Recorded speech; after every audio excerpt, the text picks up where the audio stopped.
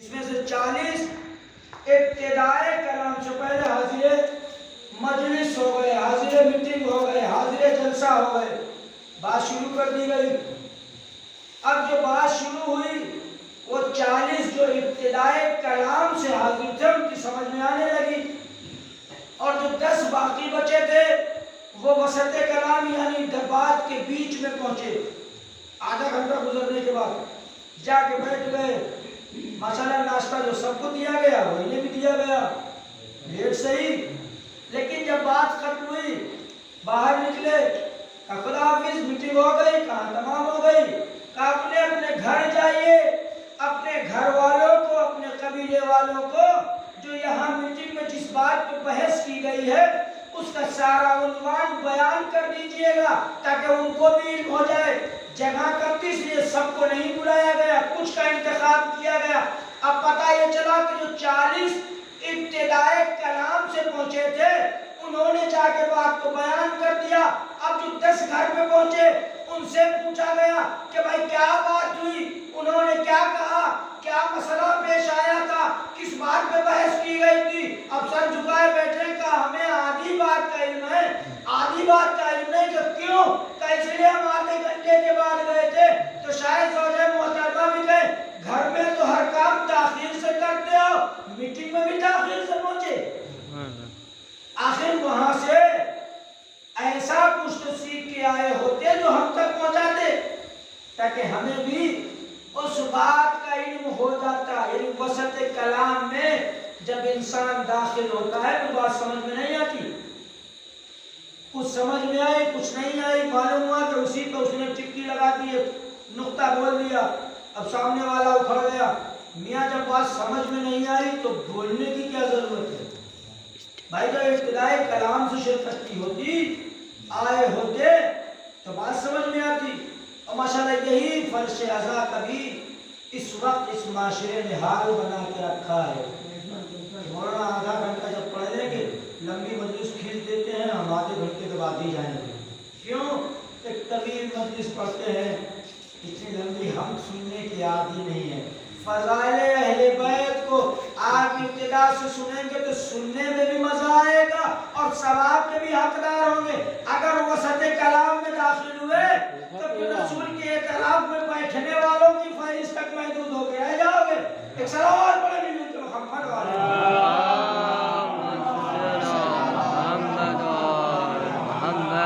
حقیقت دیکھی جائے تو گرمی کا احساس سب سے زیادہ خطیب کو ہونا چاہیے۔ وہ بیان کر رہا ہے، آپ بیٹھ کے سن رہے ہیں، اسے بولنا بھی ہے، چیخنا بھی ہے اور اپنی بات کو آپ کے ذہنوں تک پہنچانا بھی ہے، اتارنا بھی ہے۔ اسے تکلیف زیادہ ہوتی ہے لیکن اس کے باوجود وہ اپنا ایک کام سمجھ کر ایک نوکری جو در حسین کی اس سے عطا کی گئی ہے، لیکن نوکریاں تو بہت ہیں لیکن در حسین کی نوکری جدا ہوتی ہے۔ در حسین کی نوکری ہر کسی کے نصیب میں نہیں ہوا کرتی۔ آج آپ اتنا بھی کہہ دیجئے کہ فلاں چاہتے ہیں، وہ فلاں کا بیٹا ہے، اس نے مجلس ایک رٹ کے پڑھ دی، رٹ کے ہی صحیح، اس نے فضائل آل محمد کے تذکرہ کیا ہے، اپنا تذکرہ نہیں کیا۔ تو یہ نوکری ہر کسی کے نصیب میں نہیں ہوتی ہے، لیکن فرش ازا امام حسین تک آنا یہ آپ کی نوکری، ممبر رسول پہ آ کر فضائل آل محمد کو بیان کرنا، مسائل سید الشہداء کو بیان کرنا، یہ میری نوکری۔ ہر انسان اپنی نوکری کے اعتبار سے کام کرتا ہے، عمل انجام دیتا ہے۔ ایسا تو نہیں کسی کو نوکری دی جائے سرکاری اسکول کی اور وہ جا کے سرکاری ہاسپٹل میں بیٹھنے لگے تو کیا اس ڈاکٹر کا مقابلہ کر سکتا ہے؟ کبھی بھی نہیں کر سکتا۔ کیوں؟ بھائی تم نے جو علم حاصل کیا تھا سائنس کا، میتھ کا، انگلش کا، ہندی کا، آپ پروفیسر بنے کسی بھی سبجیکٹ میں، کسی بھی لیسنس میں، انگلش پہ آپ نے ریسرچ کر لی، آپ اس کے پروفیسر ہو گئے، ہندی پہ کی اس کے پروفیسر ہوئے، انگلش کی اس کے پروفیسر ہوئے، میتھ پہ زیادہ غور و فکر دی، آپ اس کے پروفیسر ہو گئے۔ آپ وہ چیزیں جو آپ نے حاصل کی ہے اسی کا علم دوسروں کو پہنچا سکتے ہیں۔ اب ایسا تو نہیں کہ آپ M B B S doctor کی کرسی پہ بیٹھ کر وہاں دوا لکھنا شروع کر دیں، تب پتہ یہ چلے گا کہ جس کو زندگی چاہیے تھی آپ نے اسے موت دے دی، پھر دوسرے دن آپ کے ساتھ کیا ہونا ہے وہ ہر انسان جانتا ہے۔ کہ یا تو ہاسپٹل میں نہ تو آپ رہیں گے، ہو سکتا ہے کہ جہاں آپ نے دوسرے مریضوں کو بھیجا لوگ آپ ہی کو وہاں شفٹ کر دیں گا، ڈاکٹر صاحب آپ ہی نکل لیجیے۔ تو ہر نوکری ہر انسان کے حساب سے دی جاتی ہے۔ ہماری نوکری کیا ہے؟ رسول السلام نے فرمایا اِنَّا لِقَتَلِ الْحُسَيْنِ حَرَارَةٌ فِي قُلُوبِ الْمُؤْمِنِ، حسین کا قتل مومن کے دل میں ایسی گرمی پیدا کرتا ہے، لا تبرد ابدا، جو کبھی بھی خاموش ٹھنڈی ہونے والی نہیں ہے، خاموش ہونے والی نہیں ہے۔ تو ہماری ذمہ داری یہ ہے کہ ہمارے دلوں میں الفت حسین، الفت اہل بیت ایسی ہونا چاہیے کہ اگر سولی بھی دے دی جائے، یہ زبان کو کاٹ دیا جائے تو ہمارے لہو کے قطرات سے سوال ہو جائے۔ ایک صلوات پڑھیں گے محمد صلی اللہ محمد محمد۔ ایسا نہ ہو کہ بس میرے سارت میں بیٹھنے والوں کی طرح رسول میدان میں آواز پونجی، قد قتلا رسول اللہ قتل کر دیے گئے۔ اب سواروں نے سواریوں کو ایڑھ لگایا، سواری کی مرضی ہے کہ نہیں ٹھہر جاؤ دیکھ لو اللہ کا نبی ہے زندہ ہے یا نہیں، لیکن سواروں کی مرضی یہ ہے نہیں جتنا جلدی ہو سکے میدان کو ترک کیا جائے۔ آخر میں صرف وہی شخصیت نظر آئی کہ جس نے دعوت ذوالشیرہ میں بھی اول وقت کہا تھا لبیک یا رسول اللہ، اے اللہ کے نبی میں حاضر ہوں۔ وہی انسان وہاں پہ بھی حاضر ہوا اور حاضر ہو کے علی مرتضیٰ نے رسول السلام کو ہاتھوں پہ بلند کر کے کہا تھا اے میرے لشکر کے سپاہیوں، اے لشکر امت مسلمہ کے سپاہیوں، بھاگو نہیں، اللہ کا نبی زندہ ہے اور دیکھ سکتے ہو میرے ہاتھوں پہ بلند ہے۔ تو اس وقت اللہ کے نبی سے اور اللہ کے ولی سے وعدہ ہوا تھا اے علی تم نے یہاں بلند کر کے مجھے میری زندہ ہونے کی گواہی دی، تو علی یاد رکھو اللہ نے وہ اختیارات مجھے عطا کیے کہ اگر سوالات کے مجمع کے درمیان ہاتھوں کو اٹھا کے سلام پڑھے محمد اللہم صلی علی محمد وآل محمد۔ اور چاہنے والے دعا سرما لگاتے ہیں سنت رسول، پاجامہ اونچا پہنا سنت رسول، لمبی زلفیں رکھنی سن، ماشاءاللہ ہمارے یہاں تو لمبی زلفیں لوگ رکھتی نہیں ہیں، صرف آگے کے بال لمبے رکھتے ہیں۔ اور وہ بھی ایک ایسا نمائندہ آیا ہے کہ جو قینچی کے ساتھ اس وقت روانہ ہے، سنت رسول لمبے بال رکھنا بہتر ہے آپ رکھیں، لیکن اقوال رسول جو ہے اس پہ بھی عمل کریں۔ اتنا بھی آپ پوشیدہ کرنا چاہیں، چھپانا چاہیں، چھپ نہیں سکتے، پوشیدہ نہیں ہو سکتا۔ فضائل علی مرتضیٰ خود بخود بلند ہو کے اپنی گواہی دیتے ہیں۔ جناب سلمان فارسی بارگاہ رسالت میں حاضر ہوئے اللہ کے نبی، دیکھیں دلوں میں الفت حیدر کرار کی کیسی گرمی تھی۔ اللہ کے نبی میرا دل چاہتا ہے کہ میں علی مرتضیٰ کی کرامات و فضیلت کو دیکھوں، اپنی نظروں سے مشاہدہ کروں۔ اللہ کے نبی نے کہا سلمان دیکھنا چاہتے ہو کہاں؟ اپنی جیب میں ہاتھ ڈالا، ایک چابی نکالی، تو سلمان نے چابی لو، کہا اللہ نبی یہ چابی کس کی؟ کہ فلاں جزیرے پہ چلے جاؤ، فلاں بستی میں، کہاں ایک بلندی پہاڑ کی نظر آئے گی اس پہ جانا، جانے کے بعد تمہیں وہاں پہ پتھر نظر آئے گا اس کو ہٹانا، وہاں پہ دروازہ ہوگا جس میں قفل لگا ہوگا تالا، اس چابی سے کھول لینا اور داخل ہو جانا، کرامات حیدر کرار کا مشاہدہ کر لینا۔ سلمان فارسی کہتے ہیں میں نے رسول سے وہ کلید چابی لی، اپنے پاس سنبھال کے رکھی اور چلا اس بستی کی طرف۔ بستی جیسے جیسے رسول نے بتایا تھا میں ویسے ہی عمل کرتے چلا گیا، یہ ہوتی سنت پیغمبر کو ادا کرنا۔ یہ حقیقتاً سنت پیغمبر یعنی رسول نے جیسا بتایا تھا سلمان نے ویسا ہی عمل کیا۔ پہنچے بستی پر، دیکھا کہ پہاڑ ہے، اس کی بلندی پہ چڑھے، چڑھنے کے بعد سلمان جیسے ہی اس پتھر کے قریب پہنچے جو رکھا ہوا تھا، پتھر کے قریب جانے کے بعد سلمان نے دیکھا بھاری بھرکم پتھر ہے اور مجھ سے تو ہلایا نہ جائے گا۔ اب سوچ رہے ہیں کہ رسول سے اس بارے میں تو پوچھا ہی نہیں کہ یہ پتھر اٹھے گا کیسے، یہ پتھر ہٹایا کیسے جائے گا۔ سوچ ہی رہے تھے کہ ذہن میں بات آئی کہ رسول نے فرمایا تھا جب کبھی بھی مصیبت میں گرنا علی کو سہارے کے لیے بلا لینا، علی مدد کو پہنچ جائے گا۔ سلمان نے پتھر پر ہاتھ رکھا، یا علی مدد کا نعرہ لگایا۔ ارے سلمان، یہ نعرہ آج تم پتھر اٹھانے کے لیے لگا رہے ہو نا، جسے تم نے یہاں پتھر اٹھا کے آزمایا۔ سلمان، یہی نعرہ رسول نے خیبر سے لگایا تھا، علی مدینے سے مدد کے لیے خیبر پہنچا تو سلمان یہ معمولی پتھر کیا، جب خیبر کے در کو علی 2 انگلیوں پر اٹھا سکتا ہے تو نام علی میں اتنی طاقت ہے کہ پتھر جگہ سے ہٹایا۔ داخلے دروازہ ہوا، شہر دیکھا، شہر کے ہر کوچے پر ایک مسجد، ہر مسجد میں 70 محرابیں، ہر 70 محراب میں جس محراب پر نظر ڈالی حیدر کرار کو حیدر کرار نظر آئے۔ سلمان کہتے ہیں میں نے جب یہ منظر دیکھا، دیکھنے کے بعد فوراً باہر نکلا، دروازے کو قفل لگایا، پتھر کو پھر یا علی مدد کہہ کے رکھا، واپس مسجد میں آیا۔ اب کیا دیکھتا ہوں کہ وہاں ہر 70 محراب میں علی، یہاں مسجد نبوی میں علی۔ ایک صلوات پڑھیں مل جل کے محمد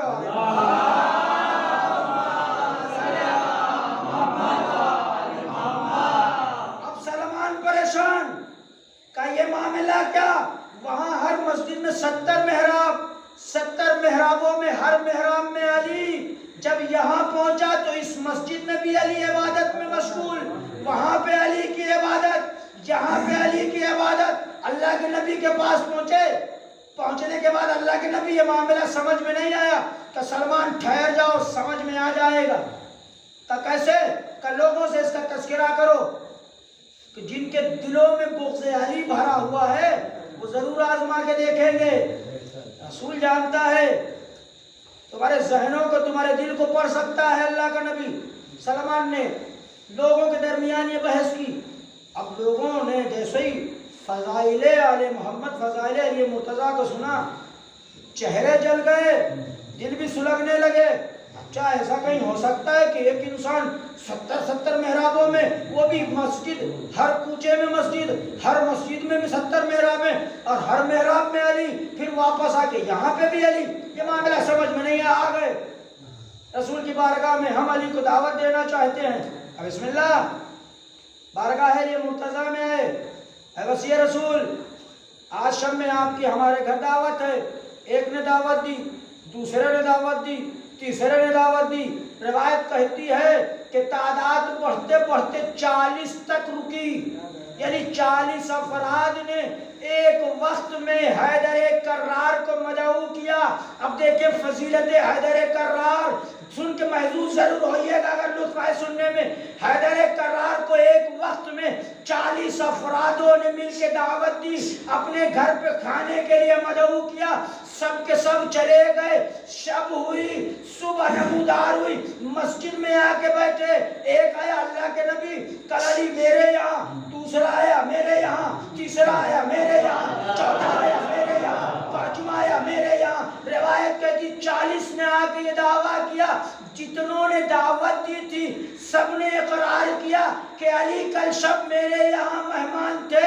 رسول نے حسنین سے پوچھا، بیٹا حسنین تم کیا کہنا چاہتے ہو؟ کہ نانا کل شب ہم نے بابا کے ساتھ کھانا کھایا، شہزادی کے پردے سے آواز آئی، بابا کل شب علی ہمارے ساتھ رہے۔ رسول نے کہا کل شب علی ہمارے دسترخوان کے مہمان تھے۔ فوراً جبرائیل نازل ہوا اور نعرہ لگاتے ہوئے کہتا اللہ کے نبی، اللہ نے کہا کل علی بارگاہ خدا میں صلوات پڑھے محمد و آل محمد۔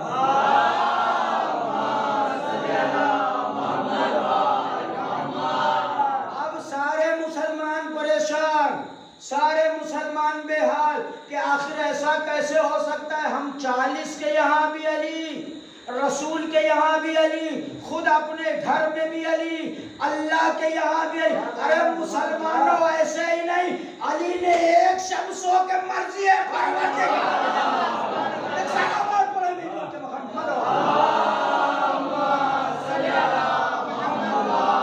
علی کی عظمت کو سمجھنا تمہارے بس کی بات نہیں، تم بزم رسالت میں صرف اس لیے آتے ہو مال غنیمت مل جائے؟ اگر عظمت علی کو سمجھا ہوتا تو آج یہ سوال نہ کرتے کہ علی ایک وقت میں 40 جگہوں پہ کیسے؟ سلمان کی طرف سلمان سمجھ میں کہاں رسول اللہ، سمجھ میں بات آ گئی، علی اس ذات کا ہے۔ تم رسول نے مسکرا کے کہا سلمان، ارے علی اس ذات کا نام ہے۔ جب میں شب معراج اللہ کے پاس پہنچا تو زمین پر بھی علی کو چھوڑ کے گیا تھا، عرش پر پہنچا تو دست نکلا علی کا تھا، یعنی جہاں بھی علی وہاں بھی علی، ہر جگہ علی ملیں گے، نہ دامن بچائیے، بچنا علی سے ہے تو جہنم۔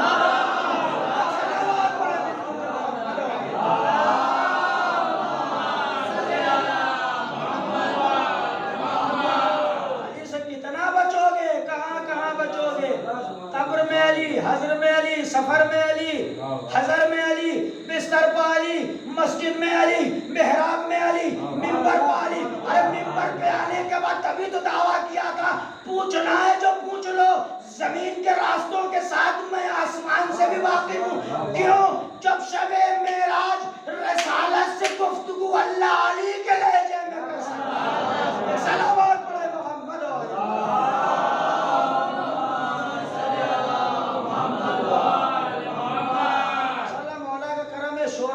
ذہن اللہ نے عطا کیا ہے، کیا بہترین شعر کا، ہر جہاں علی ملیں گے، نہ دامن بچائیے، بچنا علی سے ہے تو جہنم میں جائیے۔ یہاں پہ ذکر علی سن کر چہرے مرجھا جائیں تو سمجھو جہنمی بیٹھا ہے، پہلو سے ہٹ جانا۔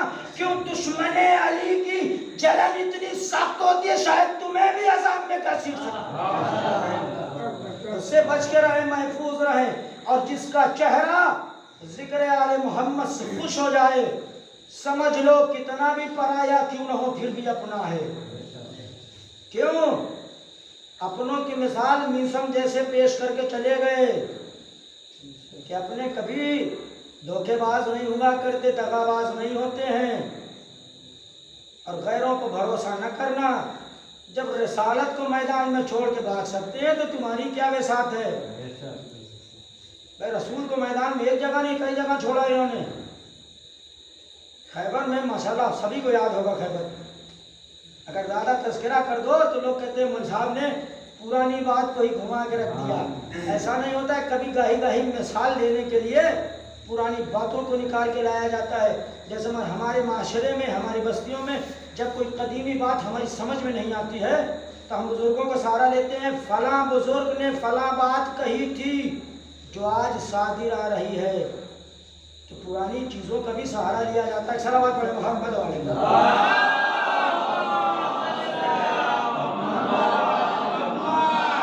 ماشاءاللہ ایسے ہی اگر ہر خطیب کو سنا کیجئے تو مجلس میں بہت لطف آئے گا سننے میں۔ مولا کائنات کا دور ہے، دیکھیں بغض کیسے علی کا بغض لوگوں کے دل میں جن کے بیٹھا تھا، کیسے کیسے پھنسے، نکالا علی نہیں۔ مولا کائنات کا دور ہے، نماز صبح سے پہلے خلیفہ رسول حضرت تشریف لائے دوسرے والے، آ کے مسجد میں داخل ہوئے، گھسنے کے بعد انہوں نے صدا بلند کی، بیدار ہو جاؤ مسجد میں سونے والوں۔ سارے کے سارے اٹھنا شروع ہو گئے۔ کیا ہوا؟ نماز صبح قریب ہے۔ کہا وہ انسان اٹھا رہا ہے جس کے دل میں خود نماز کے لیے محبت نہ ہو، عجب سی لگے گی بات نا۔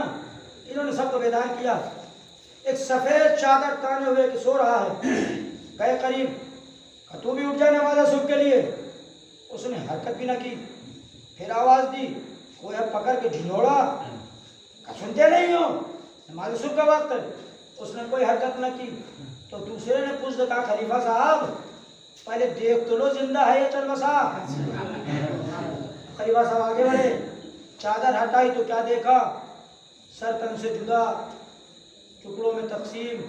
اب جیسے ہی دیکھا فوراً پریشان و بے حال کہ اللہ خیر کرے، کہیں ایسا نہ ہو یہ نہ میرے سر آ جائے۔ کہ خلیفہ صاحب نے کہا معاملہ تمام کر دیا۔ اب پریشان و بے حال جب بھی ان کو پریشانی آتی ہے تو صرف انہیں پورے شہر میں ایک ہی دروازہ دکھتا ہے جسے در سیدہ کہتے ہیں۔ آئے، دروازہ بجایا، کیا بات ہے؟ کہ مسجد چلیے دیکھیے عجیب منظر پیش آیا ہے۔ खाली मस्जिद आए, देखा कि मुर्दा पड़ा हुआ है, सर उतर में जुदाई है। अब साहब खलीफा साहब कहते हैं इसका कातिल कौन है? मौला ने चेहरे की तरफ देखा, मुस्कुरा के कहा कि तुम नहीं हो, मैं जानता हूँ। क्यों अली जानते थे ये बेचारे खौफ से मर रहे हैं। कहा तुम नहीं हो, घबराओ नहीं। और इसका कातिल 9 माह के बाद खुद ब खुद सामने आ जाएगा। अब खलीफा साहब ने जुमले सुने, का पहला मसला तो मामला यही फंसा था कि अभी मस्जिद में मिला, हम फंस रहे थे, बच गए। दूसरा मामला ये कि अभी नहीं 9 महीने के बाद। बात समझ में नहीं आई। मौला ने चेहरे की तरफ, घबराओ नहीं, इंतजार करो। क्यों? इंतजार भी बड़ा सवाब रखता है। दुश्मनाने अहले बैत इंतजार के मुनकिर हैं और हम अहले बैत के चाहने वाले आज भी 12 महीने का इंतजार कर रहे हैं। हमारे यहाँ इंतजार पे आज भी अकीदा है का इंतजार करो, घबराओ नहीं। तो ठीक है, आपने कहा है तो इंतजार तो करना ही पड़ेगा। वापस हो गए, का इस मैयत को तदफीन कर दिया जाए, इसको दफन कर दिया जाए। उसकी तदफीन हो गई, दफन कर दिया गया। अब लोग इंतजार कर रहे हैं। आहिस्ता आहिस्ता 9 माह गुजर गए। फिर एक दिन मस्जिद में सुबह के वक्त ही आए। कभी कभी आया करते थे बेचारे कि लोग शहर के देख के कहते कि हाँ नमाजी हैं ये भी। दिल में तो बुग़्ज़ अहले बैत और अली का बुग़्ज़ दिल में रख के अगर इंसान खाने काबा हज पे भी चला जाए तो उसका हज नहीं माना जाता। क्यों? हमारे 5वें इमाम या 6ठे इमाम का दौर है, हज के दौरान पहुंचे, चाहने वाले ने कहा मौला इस साल कितने हाजी आए हैं? मौला ने मुस्कुरा के कहा ये हाजी नहीं सिर्फ पाजी हैं, ये हज के लिए नहीं आए। कहा मौला इतनी भीड़ दिखाई पड़ रही है, आप करो हाजी नहीं आए। इमाम वक्त ने दस्ते इमामत को आंखों पर फेरा, कहा अब नजर उठा के देख। अब जो नजर उठा के देखी तो क्या देखा? चंद अफराद हाजी हैं जो इंसान की शक्ल रखते हैं, बाकी सब जानवर। का मौला ये मामला क्या? का जिनके दिल में मेरे जद की विलायत है वो इंसानी शक्ल, जिनके दिल में विलायत नहीं वो जानवर। चलो बहुत बड़े मोहम्मद वाले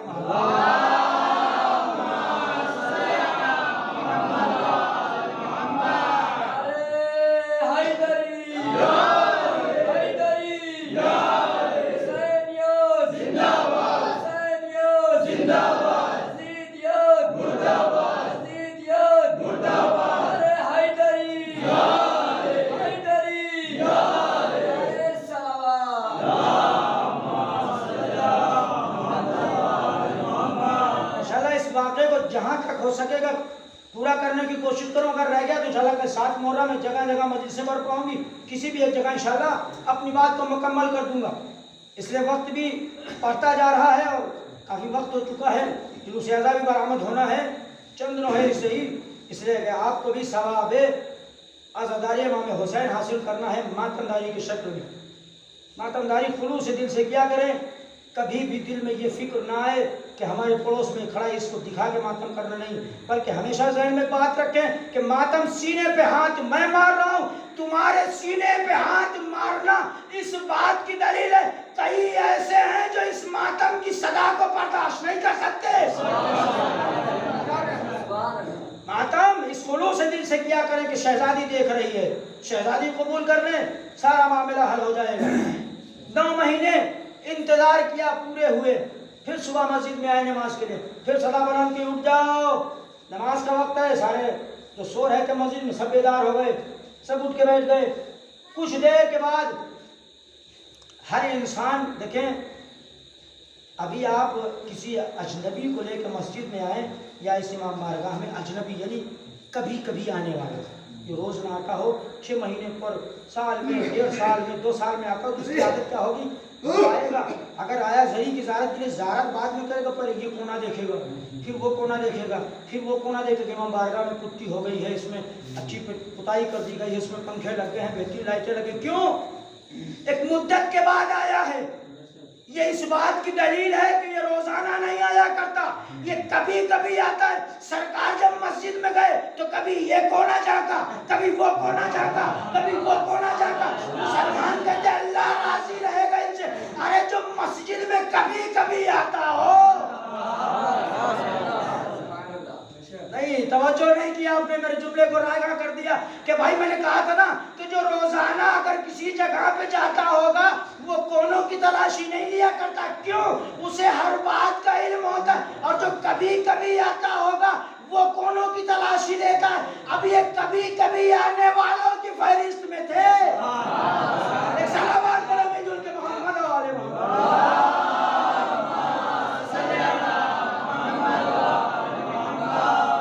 اسی سے پتہ چل گیا کتنے بڑے نمازی تھے. اور بیچارے جب کبھی مسجد نماز کو گئے روزہ گلے پڑ گیا. پہلے آئے 9 ماہ پہلے تو لاش گلے پڑی. آج آئے کونے میں دیکھا ایک معصوم بچہ کپڑے میں لپٹا ہوا رو رہا ہے. انہوں نے کہا قیامت کا کہیں پہلے اس میں پھنسے تھے, بچتے بچتے بچ گئے, آج اس معاملے میں پھنس گئے. اللہ خیر کرے. بچے کو اٹھایا, گود میں لیا, پہنچ گئے بارگاہ علی مرتضیٰ میں. کئی بچہ مسجد میں ملا ہے. مولانا نے کہا تمہیں وہ وقت یاد ہے جب میں نے کہا تھا نا 9 ماہ انتظار کرو؟ تمہارا دل انتظار سے چل رہا تھا.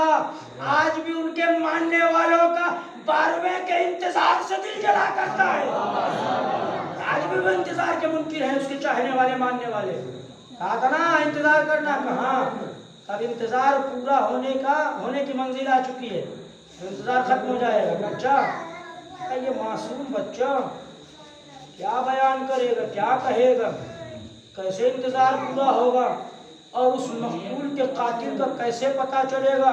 مولا نے دیکھ کے مسکرا کے کہا کہ یوسف کا زمانہ بھول گئے, قرآن نہیں پڑھا جو رسالت کہہ کے گئی تھی, قرآن سے جدا نہ ہونا, اہل بیت سے جدا نہ ہونا. ارے تو تو یہ تصدیق دے رہا ہے کہ قرآن سے بھی جدا ہے, اہل بیت سے بھی جدا ہے. کیوں کہ اگر قرآن پڑھا ہوتا تو سورہ یوسف کی تلاوت کرتا. ارے تیرے ذہن میں ہوتا جب ولی خدا کسی شے کی طرف اشارہ کر دے تو وہ شے بولنے لگتی ہے. ارے معصوم بچے نے گہوارے سے لے کے گواہی دی تھی, دامن آگے سے بتاؤ یوسف کا دعوت, پیچھے سے زلیخا کا دعوت. یاد رکھ علی فخر یوسف بچے کو اشارہ کرے گا. بچہ سلامات پڑھے محمد و آل محمد.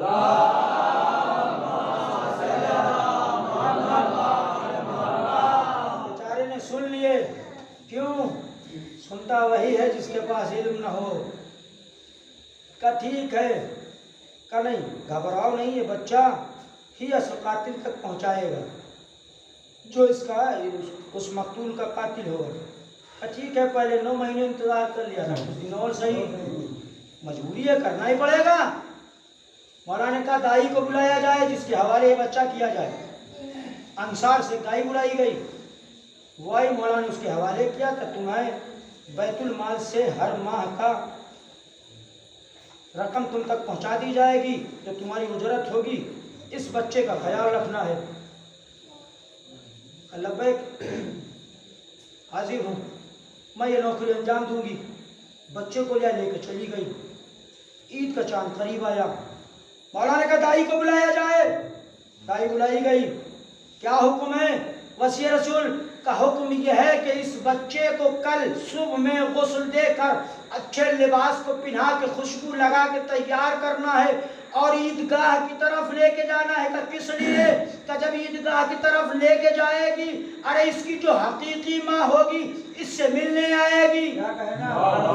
جو اس کی حقیقی ماں ہوگی جس نے اسے پیدا کیا ہے وہ اس سے ملنے آئے گی.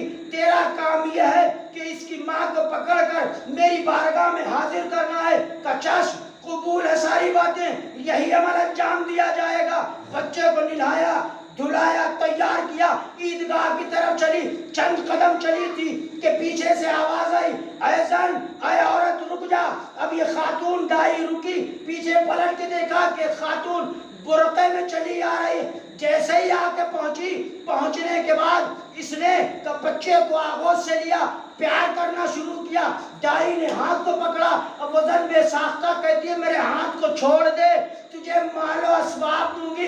اس نے ہاتھ کو چھوڑ دیا تو پتہ یہ چلا کہ صرف فضائل اہل بیت کو, حکم علی کو وہی پوشیدہ کرتا جو سکوں میں لکھ جایا.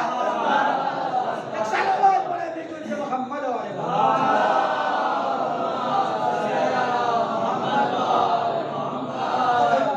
انشاءاللہ باقی بچا ہوا کل کسی مجلس میں سے پورا کر دوں گی، اس لیے وقت کافی زیادہ ہو چکا ہے۔ آج ایام ازا کی 6 تاریخ ہے، یعنی ہر انسان، ہر چاہنے والے پہ یہ فرض بنتا ہے، اس کے لیے ضروری ہے کہ وہ ولایت علی مرتضیٰ کے سائے میں جیے، ورنہ چھٹے امام نے فرمایا تھا کہ جس کے دل میں میرے جد علی مرتضیٰ کی ولایت نہیں، ہم ائمہ معصومین کی ولایت نہیں، اس کا جینا ایک کتے سے برتر ہے۔ بہت بڑا جملہ امام نے دیا ہے، یعنی بغیر سائے ولایت علی کے جینا انسان کا کوئی جینا نہیں ہے۔ اس سے بہتر وہ ہے کہ جو شہر خموشہ میں سوتے رہتے ہیں، کم از کم ولایت علی کے سائے میں سوتے ہیں۔ شہر خاموشہ، بات ساتھ سمجھ میں نہیں آئی؟ قبرستان، خاموش شہر جہاں کوئی بولتا نہیں ہے، بس اسی وقت کلام کرتا ہے جب اہل بیت یا غلامان اہل بیت اشارہ کر دیں تو یہ شہر خاموشہ میں لیٹے ہوئے بھی گفتگو کرنے کو تیار ہو جاتے ہیں۔ تو شہر خاموشہ کے مانند نہ جئیں، بلکہ جب جیسے جئیں تو ولایت علی مرتضیٰ کے سائے میں جئیں۔ اور ہمیشہ میں کئی دنوں سے یہ بات اپنے ذہن میں لا رہا تھا کہ کسی نہ کسی تقریر میں بیان کروں گا، لیکن ذہن سے نکل جاتی تھی۔ ہمیشہ ایک بات پہ تاکید کرنا چاہتا ہوں اپنے جوانوں سے، گزارش ہے بزرگوں کے لیے تو پر یہ گزارش بھی نہیں ہو سکتی، اس لیے وہ بزرگ ہیں، بچوں کے لیے کہ اصلاحی طور پر کہ فرش عزا امام مظلوم سے اٹھنے کے بعد جب بھی جلوس عزا برآمد کیا کریں، کہیں نہ کہیں وسط راہ میں ایک نعرہ ضرور بلند کیا کریں۔ جیسے کل نعرہ حیدری حلالیوں کی پہچان تھی، آج لبیک یا حسین کا نعرہ حلالیوں کی لبیک یا حسین، لبیک یا حسین، لبیک یا حسین، لبیک یا حسین، لبیک یا حسین، لبیک یا حسین، حیدری یا حیدری یا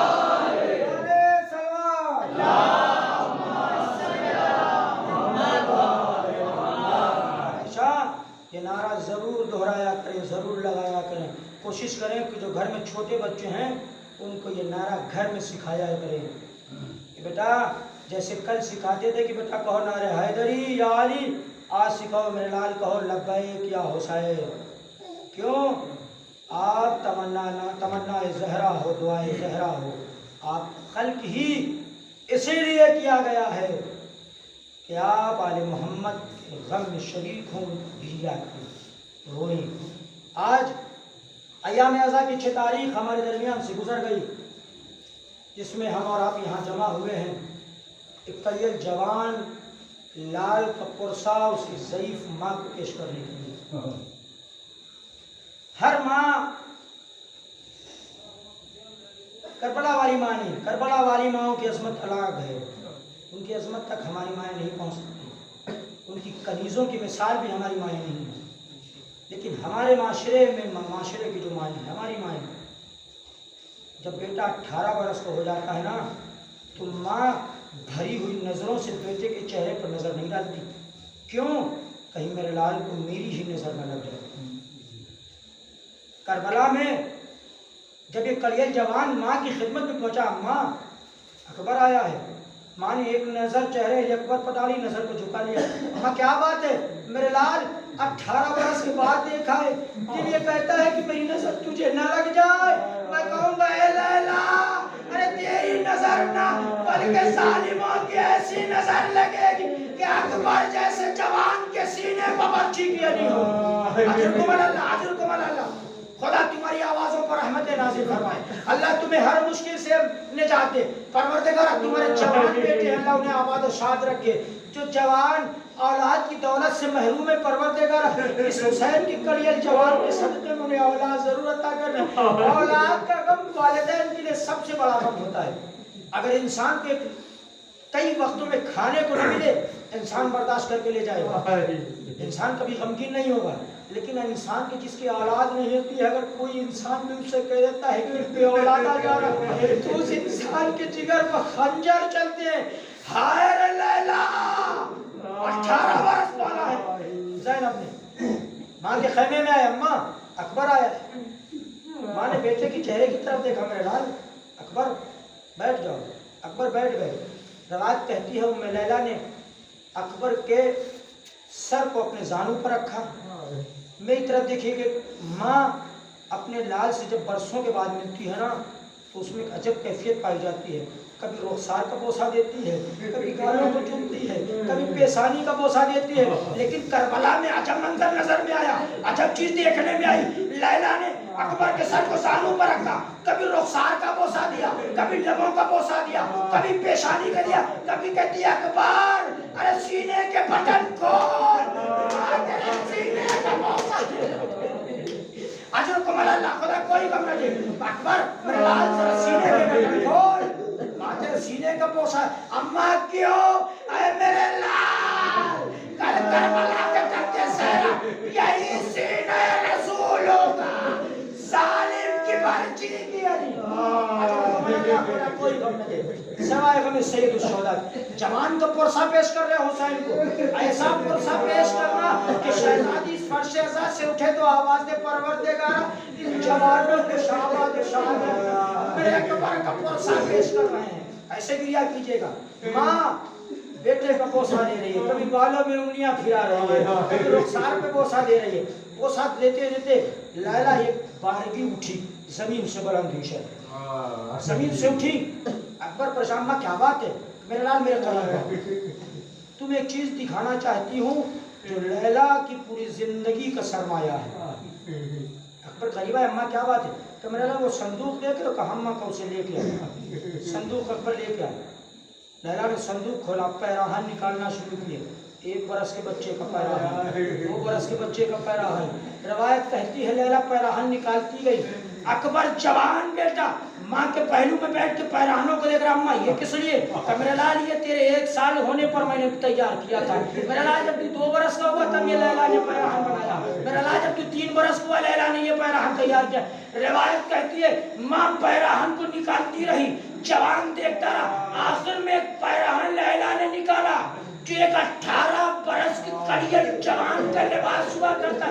ماں نے لباس نکالنے کے بعد جیسے ہی اکبر کے سامنے رکھا, اکبر طرف میں کہتا ہے اماں یہ کتنا خوبصورت بنا, اے اماں یہ کس کے لیے بنا؟ کہ میرے لال اکبر, ارے ماں کی تمنا تھی جب تو 18 برس کا ہوگا سر میں سہرا سجاؤں گی, ہاتھوں کا مہندی لگاؤں گی. اے میرے لال اکبر یہ اس وقت کے لیے تیار کیا. اجرکم اللہ, خدا کوئی غم نہ دے, خدا کوئی غم نہ دے سوائے غم سید الشہداء کے. اور باب اعظم مصائب میں کریا کرتے رہیے گا اور دعا کرتے رہیے گا. معصوم فرماتے ہیں کہ جس کی دعا قبول نہ ہوتی ہو, جب فرش عزا پہ میرے جد کے مصائب سنے تو کریا کرے, دعا کرے, کبھی بھی دعا رد نہ کی جائے گی. اللہ آسمان کے دریچوں کو کھول دیتا ہے, ملک کو حکم دیتا ہے کہ ان کی دعاؤں کو لے کے میری بارگاہ میں حاضر ہو جا. روایت کہتی ہے لیلا نے وہ پیراہن اکبر کو دکھایا. اس کے بعد ماں 18 برس کے کڑیل جوان کے مقابل کھڑی ہوئی. 18 برس کا جوان جب ماں باپ کے برابر کھڑا ہوتا ہے تو ماں باپ کا سینہ چوڑا ہو جاتا ہے. باپ کہتا ہے میرا بچہ میرے برابر ہو چکا ہے. ماں کہتی ہے میرا لال جوان ہو چکا ہے, اب جلدی سے دلہن گھر میں بیاہ کے لاؤں گی. ہائے تمنا لیلا, کربلا میں سب خاک میں مل گئی. اکبر ماں کے سامنے, لیلا اکبر کے سامنے. لیلا نے وہ پیراہن اٹھایا, اٹھانے کے بعد اکبر کی طرف بڑھی. میرے لال یہ پیراہن پہنو, ماں دیکھنا چاہتی ہے. قیامت آ گئی. کس لیے سلا تھا؟ کہ میرے لال جب تجھے دولہا بناؤں گی یہ پیراہن پہناؤں گی. روایت کہتی ہے لیلا نے وہ پیراہن اکبر کو پہنایا. ابھی ماں اور بیٹے کے درمیان یہ گفتگو ہو رہی تھی کہ زہرا کا غریب تیرے خیمہ پر کھڑا ہوا یہ گفتگو سن رہا تھا. حسین کی آنکھوں میں اشک تھے, نانا کا چہرہ نگاہوں میں تھا, نانا کی صورت نظروں میں تھی. آواز دی لیلا اکبر کو خیمے کے باہر بھیجو. اکبر خیمے کے باہر پہنچے. بیٹا اکبر ماں سے زیادہ کوئی خواہش نہ کرنا. میرے لال تیری ماں نے تجھے 18 برس کے لیے زینب کے حوالے کیا تھا. آج ماں کے پاس ٹھہرو اور ماں سے گفتگو. روایت کہتی ہے کہ شب گزری, ہر ماں اپنے بچے کو کہہ رہی. مختصر مصائب بیان کروں گا, زیادہ بیان کرنے کی طاقت نہیں ہے. روایت کہتی ہے صبح عاشور آئی, اذان صبح کا وقت قریب آیا. حسین نے مصلی مرتب کیا, صفیں مرتب ہوئی. حسین نے آواز دی اکبر میرے لال گلدستہ اذان پہ جاؤ، اذان کہو۔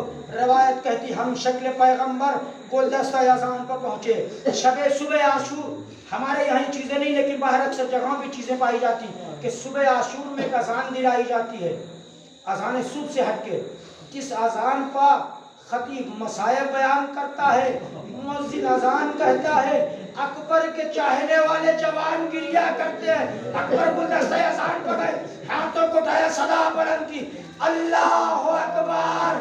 تیرے خیمہ سے آواز آئی، بھائی اکبر سے کہو کہ اتنی بلند آواز میں اذان دے کہ زینب خیمے میں سن لے۔ جیسے ہی حسین نے یہ پیغام دیا، جوان نے ہاتھوں کو جوڑ کے کہا پاپا، ارے آپ کی بہنیں خیمے میں، اے پاپا، اکبر کی ایک بیمار، اکبر کی ایک بیمار مدینے میں، اے پاپا، ارے آپ امام زبان میں وہ تاثیر پیدا کر کہ آپ کی بہنیں خیمے میں سنے، میری بہن سخرہ مدینے میں، اجرکم اللہ۔ خدا کوئی غم نہ دے سوائے مظلوم میں، سوائے غم مظلوم کربلا کے۔ روایت کہتی ہے اذان تمام ہوئی، حسین مصلی عبادت پہ گئے، حسین نے نماز پڑھی، دو جانثار حسین کی حفاظت کرتے کرتے شہید ہوئے۔ جیسے ہی امام کی نماز ختم ہوئی، جانثار حسین زمین پر گرے، حسین نے سر کو زانوں پر رکھا، اب میرے چاہنے والے تم بھی حسین کو عالم غربت میں تنہا چھوڑ کے جا رہے ہو، تو مولا موت نے مجبور کر دیا، ورنہ آج کی نصرت سے کبھی قدم پیچھے نہ تھا۔ روایت کہتی ہے کہ نماز ختم ہوئی، نقارہ جنگ بجایا گیا، جنگ کی تیاری ہوئی۔ اب حسین کے چاہنے والے جانثار جان کو نچھاور کرنے لگے، حبیب گئے شہید ہوئے، زہر قین مارے گئے، حر ابن ریاحی شہید ہوئے۔ جب سارے شہید ہو گئے، اب خاندان زہرا کی باری آئی۔ اب ہر جوان یہ چاہتا ہے کہ پہلے میں مولا پہ جان قربان کر دوں۔ حسین کا کڑیل جوان بارگاہ امامت میں حاضر ہوا، بابا میں چاہتا ہوں کہ سب سے پہلے آپ کی طرف سے قربانی پیش ہو۔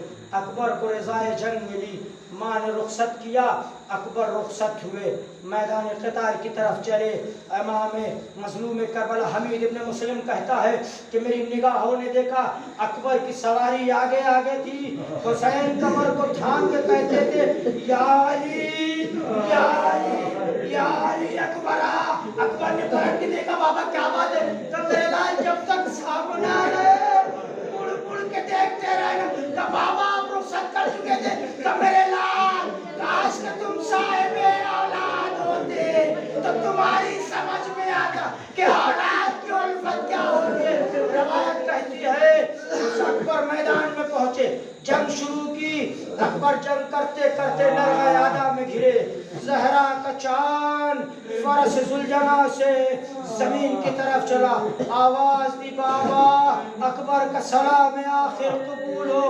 حسین چلے، بس آخری جملے حسین کے چلنے کی تمام کے تمام حرکتیں جو تھی، حرکات سکنات امام حسین کے اکبر کے لاش پہ جانے کی، میری طرف متوجہ ہو، اس کے بعد کریا کریں دل کھول کے، جتنا ہو سکے روئیں، میری طرف چلنا وہاں کے لیے میری طرف متوجہ ہو۔ روایت کہتی جب صدائے سلام آخر حسین قریب تک پہنچ گئی، حسین خیمے سے نکلے، کبھی مظلوم کربلا آنکھوں کو ملتے ہیں، کبھی عرش کی طرف نگاہ ڈالتے ہیں، کبھی زمین کی طرف دیکھتے ہیں، آواز دیتے ہیں اے علی، بابا کو دکھائی نہیں دیتا، اے میرے کڑیل جوان، ارے تیرے جانے سے حسین کی بینائی چلی گئی۔ روایت کہتی ہے حمید ابن مسلم کہتا ہے میں نے دیکھا کہ حسین چلتے ہیں، کبھی ہوا میں دامن اڑتا ہے، حسین مظلوم زمین پر گرتے، پھر بلند ہوتے، پھر زمین پر گرتے، پھر بلند ہوتے، آواز دیتے اے علی، اے آواز دے، یہ بابا کس طرح ہوا، صدا گونجی، بابا میں ادھر،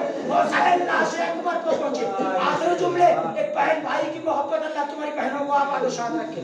آخر جملے مسائل ختم کر دیے، مجھ میں طاقت نہیں جو میں زیادہ بیان کر سکوں، اللہ مجھے طاقت عطا کرے تاکہ میں مصائب اکبر کو زیادہ سے زیادہ بیان کر سکوں۔ روایت کہتی حسین مظلوم جوان بیٹے کے سرانے پہنچے، انصاف سے بتائیے گا، آپ کے والدین موجود ہیں، آپ جوان ہو، انصاف سے جملے مصائب کے سنیے گا اور انصاف سے کیا تجھے بھی جو حق کے دیا اگر کسی کا جوان اس دنیا سے چلا جائے تو باپ کی کیا حالت ہوتی ہے، یہ آپ نے آزمایا ہوگا، تصور سے کرو، جب جوان دنیا سے جاتا ہے باپ کی دنیا سیاہ ہو جاتی ہے۔ تبھی تو حسین غریب نے کربلا کے تخت صحرا میں کہا اکبر تیرے جانے سے میرے لال حسین کی دنیا سیاہ ہو گئی، حسین کی دنیا اندھیری ہو گئی۔ لاشیں اکبر پر پہنچے، اکبر کے سر کو اٹھائے، زانوں پر کہا میرے لال کیا بات ہے؟ کہا بابا کچھ تکلیف نہیں، کہا میرے لال یہ سینے پر ہاتھ کیوں رکھے ہو؟ کہا بابا برچھی کی یعنی سینے میں چوٹی ہے۔ اکبر نے برچھی کی یعنی کو نکالا، خون کا فوارہ جاری ہوا،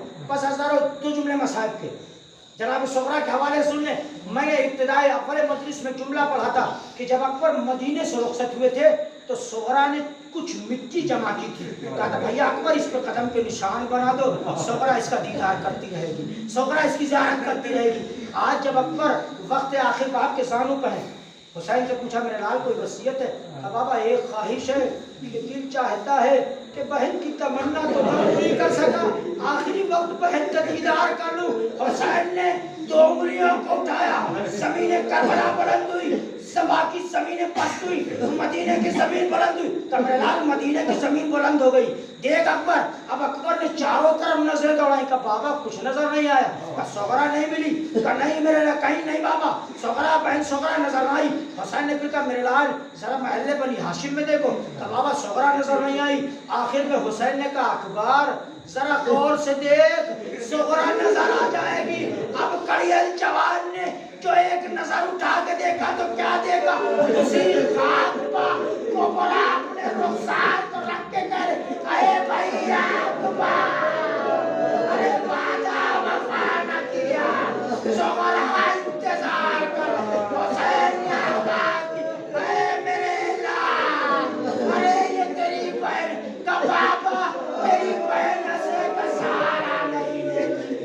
حسین نے کڑپ کے کہا اے میرے لال، ارے تیری فرقت نے اتنا بیمار کیا کہ صغرا سے کے سہارے اے اکبر یہی